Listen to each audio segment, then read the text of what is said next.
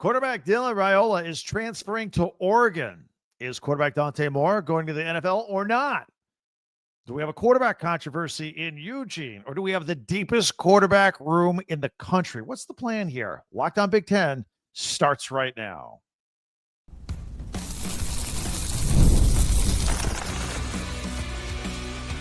You are Locked On Big Ten, your daily podcast on the Big Ten Conference.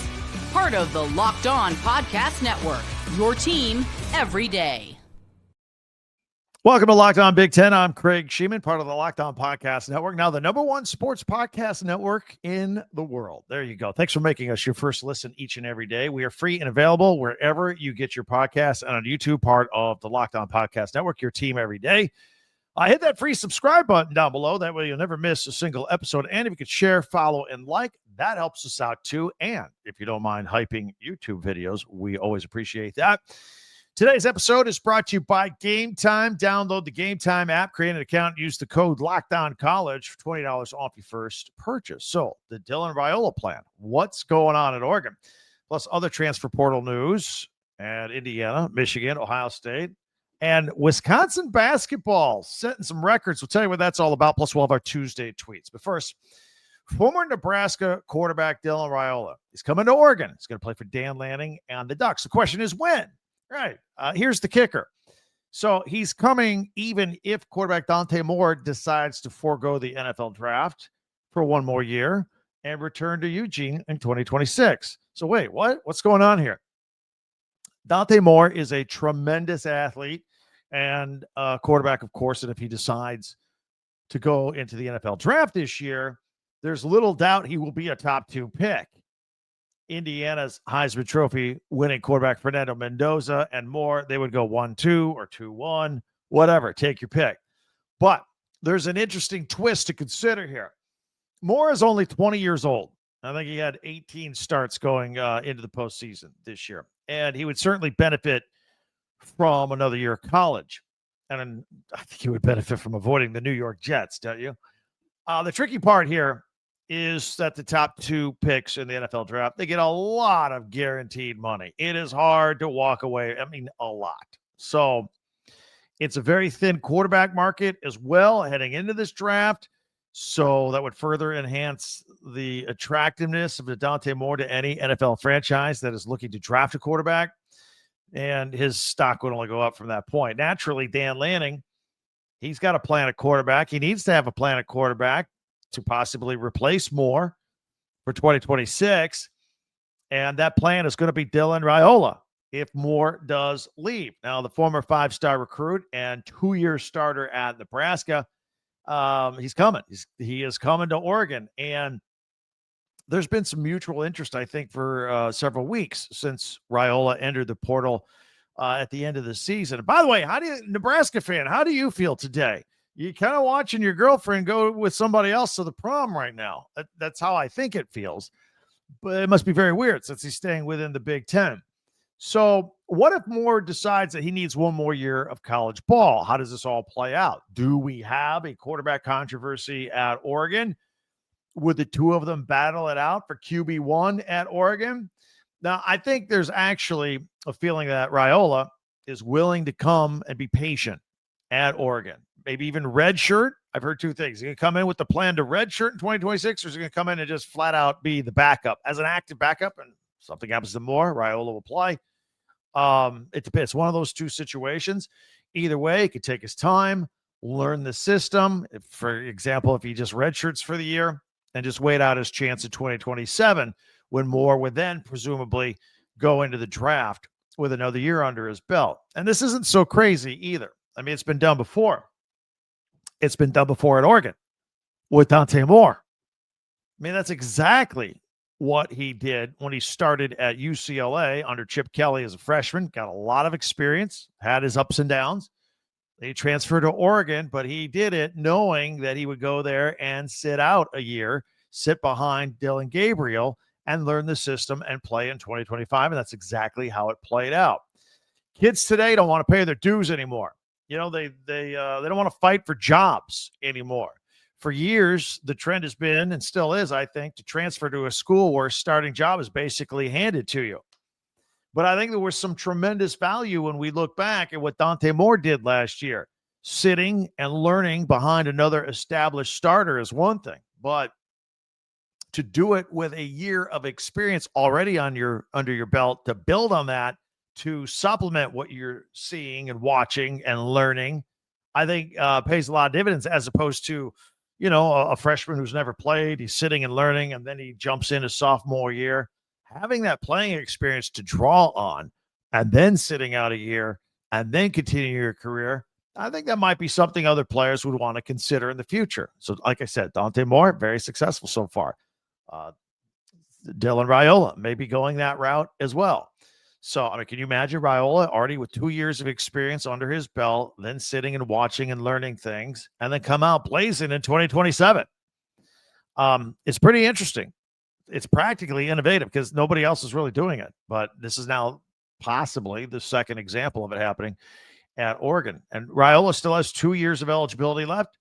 Although if things go well, he might be one and done for the year 2027 and then enter the 2028 draft. In 22 games for the Huskers, Raiola has thrown for 4,800 yards, 31 touchdowns, and 17 interceptions, and he's completed 69% of his passes. See right there, the completion percentage, very good. They like that at Oregon. In fact, probably will go even higher under the offense that Dan Lanning likes to use. Bo Nix and Dylan Gabriel were both pass completion machines when they were there at Oregon before Dante Moore continued the trend. As a matter of fact, Dan Lanning, whoever is offensive coordinator, I know it's not going to be, Will Stein's gone. He's been there the past couple of years with the past couple of quarterbacks, but it's a very quarterback friendly system. By the way, all three of those quarterbacks that I mentioned, Dante Moore and Bo Nix and Dylan Gabriel, they all started their college career somewhere else before transferring into Oregon, which is the case here for Dylan Raiola. And there's more good news for the Ducks on the defensive front as well, regarding players coming back. Mateo Yu and Tatum Tuioti, both are coming back for 2026, both very impactful up front on that defense. And don't forget, they have, size and strength coming with a group of 5 stars in the recruiting class for 2026, including edge rusher Tank Jones from the state of Alabama, decided to go to Oregon instead of Alabama, and offensive tackle Manuel Iheanacho, who comes from the state of Maryland. He's got NFL people already keeping an eye on him as he develops, even though he won't be able to play for several years. Jet Washington is the top-ranked safety in the country, coming from Nevada, and they will join the nucleus of young athletes that are already there who were huge contributors at Oregon this year. Jordan Davison, Deer Hill Jr., DeCorian Moore, Brandon Finney. Finney had the 3 turnovers that he got against Texas Tech, 2 interceptions and a fumble. I mean, the guy, and he's just a freshman. All these guys are incredible. All freshmen who established themselves as big-time players, and they're just going to keep it rolling into the next year at Oregon. Look, maybe the Ducks fell a little bit short by losing to Indiana in the playoffs, but, they made it to the Final Four, the semifinals, and given the youth and the talent and the depth that the Ducks are going to be back with next in 2026, they're going to be in the mix with things, not only for a Big Ten championship again, but a national championship in 2026. It's all on the table for Dan Lanning and the Oregon Ducks right now. It's a very exciting time to be a Duck. And very exciting news to get Dylan Raiola. I'm a fan of his. I enjoyed watching him at Nebraska. I felt bad for Nebraska when he announced that he was leaving, but it seemed like there was some writing on the wall that we talked about on previous podcasts here on Locked On Big Ten. It looked like that was the direction we were headed, and here we are. Hey, be sure to hit that free subscribe button down below. That way you'll never miss a single episode of Locked On Big Ten. And if you don't mind, share, follow, and like Locked On Big Ten. That helps us out as well. We have a website, talkbig10.com. You can go there. All of our podcasts go there. Plus, you can get yourself some Big Ten merchandise. Click on your favorite school logo. If you're an Oregon Duck fan, click on the Oregon, the green O, and boom, you're into a store for shirts, T-shirts, hats, all that stuff. Indiana fans getting ready for a national championship, right there. Go ahead and get it. All those kind of shirts and hats and stuff they have there. TalkBig10.com. All right, we have more transfer portal news to get to. That's always a big deal this time of year. More from Oregon, as a matter of fact. Have some from Indiana. What are they up to as they try to reload again for next year? Michigan, Ohio State, same thing. Plus, we have Tuesday tweets, all that coming up in a minute right here on Locked On Big Ten. The new year is here. The holidays are behind us. It's still the perfect time now to reset your routine a little bit. Refresh your space, right? If you're spending more and more time at home, you might as well love how it looks and how it feels, and that's why you should turn to Wayfair. It's a one-stop shop for getting your home back on track. Everything, bedding, bathroom stuff, towels, mattresses, storage solutions, knickknacks, corner pieces for your room. My wife and I, we buy outdoor furniture there all the time, a little end table, whatever we need, sitting out by the pool, all that kind of stuff. Wayfair makes it easy to start the year fresh. Wayfair has everything you need for a full home refresh, all in one place. Whether you're updating the living room, organizing the space, upgrading your work from home area. You know, if you like the area that you work in, you'll be more productive.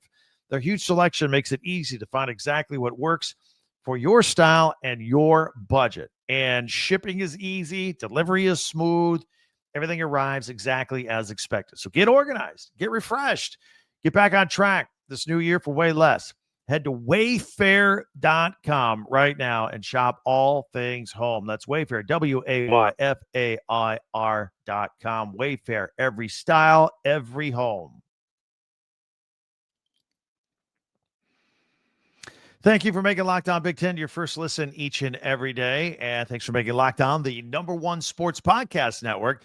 You're going to live your team passionately day in and day out every single day. Now, take it up a level and go ad-free. Join the Everydayer Club. You can do it today. And you can get Locked On Big Ten with no interruptions, members-only Discord access, and more for just $5 a month, $50 a year. And you can gift it. LockedOnBig10.supercast.com. Check the show link for show notes and learn more. So speaking earlier of the Oregon Ducks, Penn State true freshman transfer tight end Andrew Olish, he's going to Oregon. He's got 4 years left. He redshirted this past season, and he was a highly recruited member of the class of 2025. He had visits at Alabama, Florida, Michigan, Notre Dame. So he was a hot commodity back in the day. Meanwhile, speaking of tight ends, Oregon is waiting a decision from Kenyon Sadiq about going pro. Now, he was a second-team All-American, and he did say, though, that there's some unfinished business. So I don't know if he's leaning to coming back to Oregon or not. But second-team All-American, just with his build, his size, his skill, he should probably go to the NFL. I think he would do quite. I think he's ready. My personal opinion. And they got Jamari Johnson's coming back. They got 5-star freshman Kendry Harris. He's joining the team in 2026. So deep and young is what we're talking about with the Oregon Ducks. Meanwhile, Indiana football coach Curt Cignetti's got a saying: production over potential.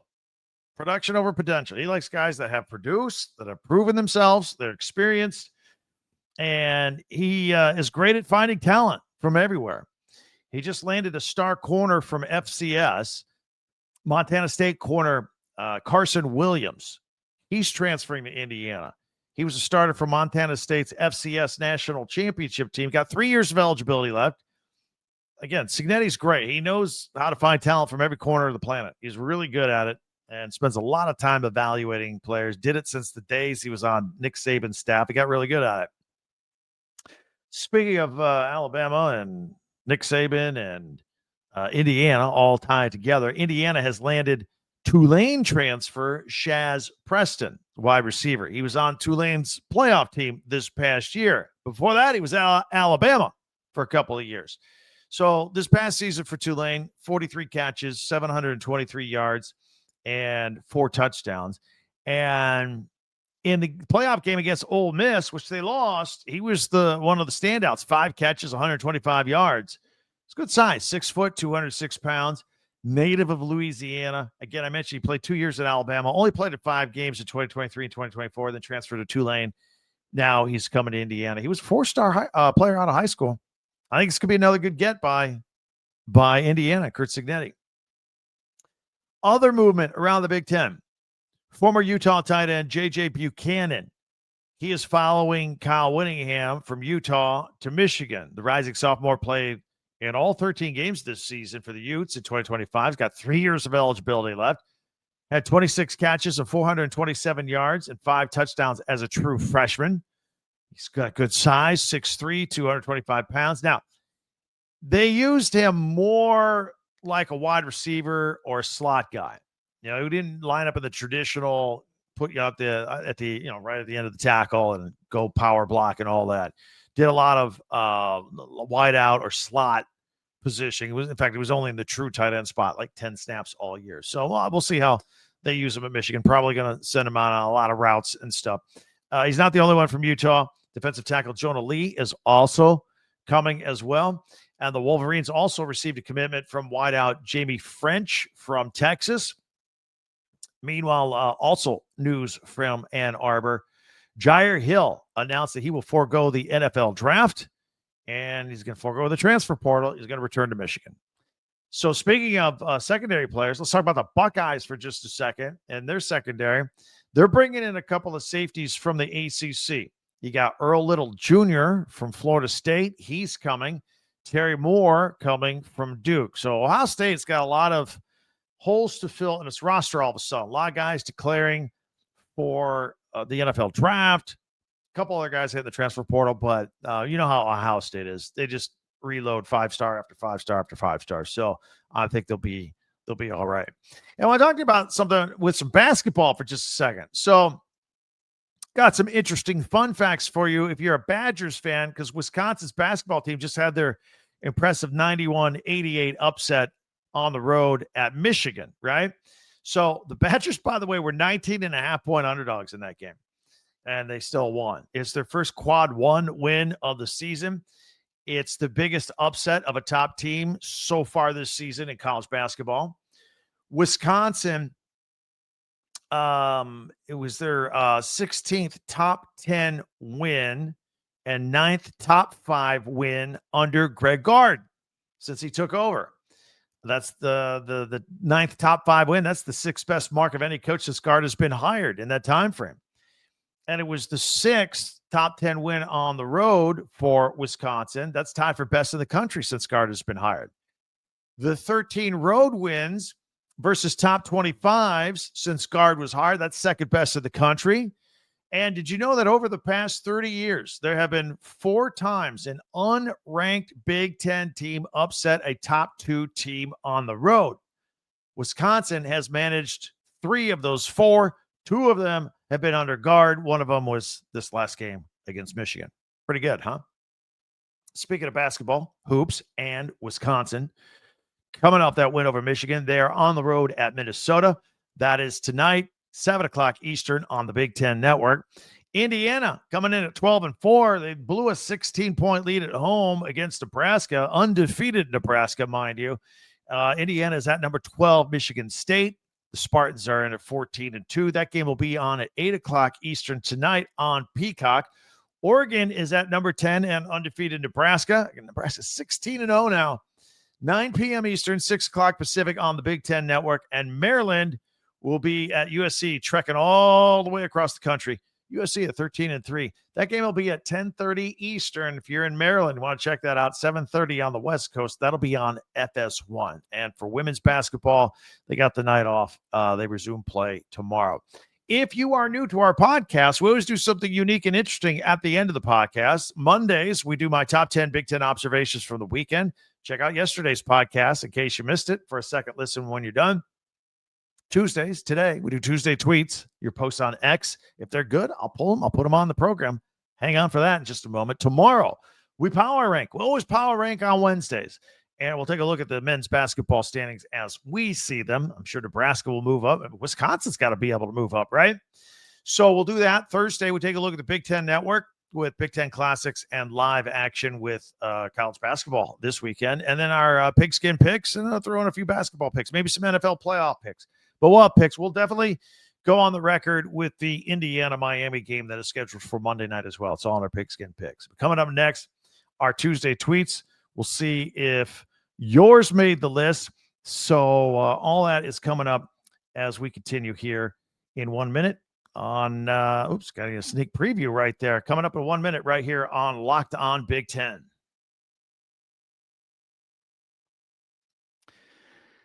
Game time. Game time is how you can get tickets, and the college football season is winding down all through the playoffs. We're down to the national championship game, Indiana, Miami.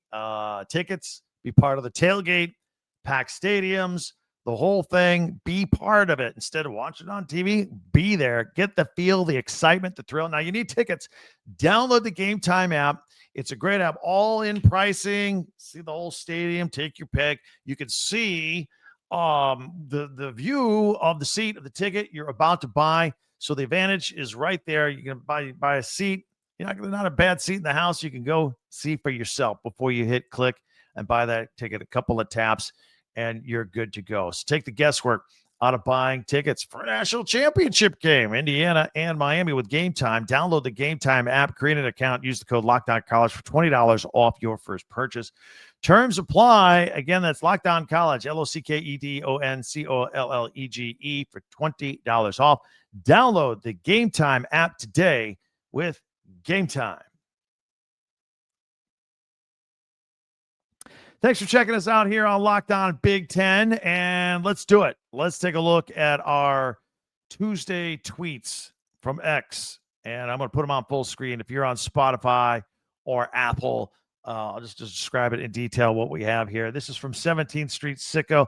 For those that don't know, 17th Street runs by the stadiums there on campus in Bloomington. Is a picture of their new mascot this year. People always would ask me, because I went to Indiana, what's a Hoosier? Well, once upon a time, they actually used a bison as a mascot. It goes back to the early days of the state of Indiana. And they used to have a bison as a mascot in the 1960s. The last time, by the way, they went to the Rose Bowl. But that went by the wayside. They didn't have anything for years. And until recently, Indiana and Michigan were the only two schools of the Big Ten without actual mascots on game day. Well, the Hoosiers have brought in the bison. Here he is in the jersey and a bison running around. And just a little fun fact, Hoosier the Bison still has not witnessed an Indiana football loss. Incredible. Yeah, the Bison is undefeated in football, ladies and gentlemen. How about that? By the way, there's going to be a lot of Indiana on our tweets here. It's a picture of Fernando Mendoza and his teammates. Indiana to the natty. That's from at Overtime. Thank you for that. Hey, look at this. This is from College Football Kings. It's a Curt Cignetti smile alert, a close-up of Cignetti smiling. He never smiles. This must have been after the game. Had to be, right? Curt Cignetti smiling. Who thought? We got it on film. There it is. Meanwhile, here's from at the Big Ten Network. A little tidbit. It's a black and white picture on the top of Bob Knight, Kent Benson, and the players, and then Curt Cignetti below, holding one of his many trophies that he's racked up here over the past couple of games. But it says, boiling it down, Indiana, if they win on Monday night, they'll be the first undefeated 16-0 team.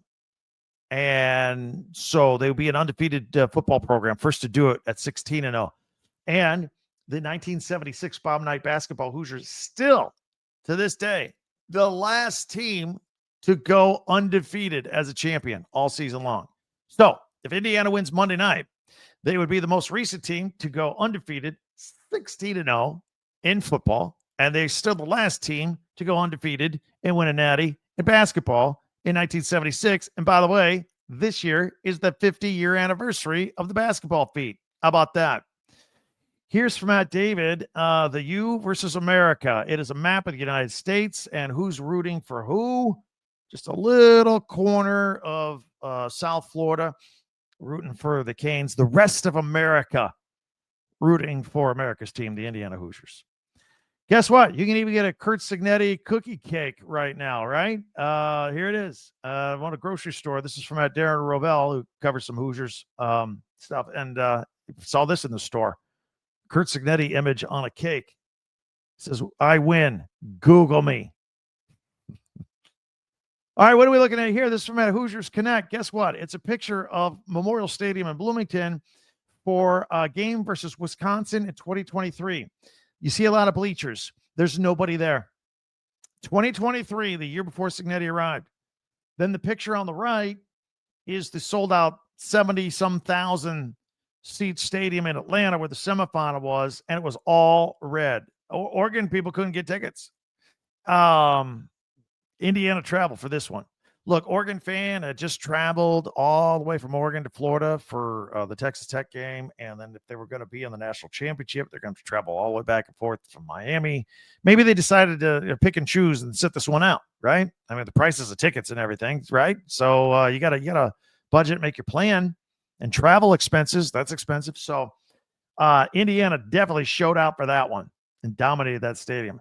Here's an Indiana license plate with the IU logo, and it is SIG 10. So the Big Ten, Coach Cignetti, the SIG 10. I like that.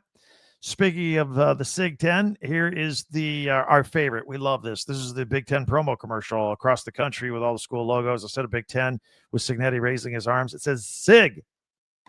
Coach Sig, owning the Big Ten. Here's another one of Coach Sig. Indiana outscored Oregon and Alabama by a combined 95-25 this postseason. That is from PFF College. Yeah, and I talked to some Miami Hurricane fans today that are upset that the line is now Indiana -7, maybe -8 for Monday night. Vegas says it could be a blowout. Look, they were 3.5-point favorites against Oregon, and they beat them by 34 points. I'm telling you, the Canes better watch out. Here's a picture of Dante Moore, Dylan Raiola, and Dan Lanning. Dylan Raiola will be QB2 if Dante Moore returns. This is from Yahoo Sports. That's the plan. This is what we're talking about here today. The plan. There's so many moving parts depending on what Dante Moore wants to do. Is he going to come back? Is he going to go to the NFL? Dylan Raiola. Got to give him credit coming there, knowing the situation. Now, should Dante Moore go to the NFL? This is an interesting tweet or post or X on X. It was Paul sending it. He's quoting ESPN's Rich Simoning, who had a strong warning to the Jets about drafting Oregon quarterback Dante Moore should he go out. Again, he's only 20. These are all things we talk about here on this podcast. He's only 20. He only has 18 college starts. And you look at the recent first-round quarterbacks with fewer than 20 starts, it is not a promising field. So, yeah, and maybe Dante Moore will decide to come back and get a little more seasoned. Or, look, you're first or second pick in the draft. You're going to make a lot of money guaranteed. Nevertheless, those are our Tuesday tweets for the day. Send me one. I'm there at Talk Big Ten. If it's good, I'll put it on the podcast every Tuesday. We do that. Thanks for checking us out here today. We're a day closer to the national championship with Indiana and Miami. We'll keep an eye on every storyline involving that. We got you covered with the transfer portal. And I want to thank you for making Locked On Big Ten your first listen each and every day. Go back for a second listen after this one is done if you missed yesterday's. And I want to thank you for making Locked On the #1 sports podcast network. Live your team passionately. You live your team every day. Take it up a level. Go ad free. Join the Everydayer Club and get Locked On Big Ten with no interruptions. Members only Discord access to other podcasts as well. Just $5 a month, $50 a year. Go to lockedonbig10.supercast.com. That's lockedonbig10.supercast.com, or check the link in the show notes for more information there. That'll do it for us. I already can't wait until we meet again tomorrow. Thanks for joining us here today. For Locked On Big Ten, I'm Craig Shemon. We'll see you next time.